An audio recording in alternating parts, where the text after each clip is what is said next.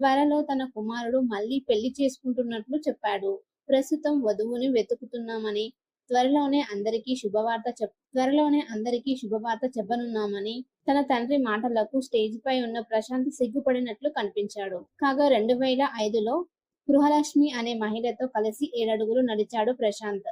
కానీ ఈ బంధం ఎక్కువ కాలం నిలబడలేదు. పెళ్లైన 4 ఏళ్లకే అంటే 2009లో వీరు విడాకులు తీసుకున్నారు. అప్పట్నుంచి సింగిల్ గానే ఉన్నాడు ప్రశాంత్. పూర్తిగా ప్రొఫెషనల్ కెరియర్ పైన దృష్టి సారించారు. ఇన్నాళ్లకు మళ్లీ పెళ్లి గురించి ఆలోచిస్తున్నాడు ఈ హ్యాండ్సమ్ హీరో. ప్రస్తుతం ఈయన వయసు 51 ఏళ్లు. కాగా హీరోగా సినిమాలు చేస్తూనే స్టార్ హీరోల సినిమాల్లో కీ రోల్ పోషిస్తున్నాడు ప్రశాంత్.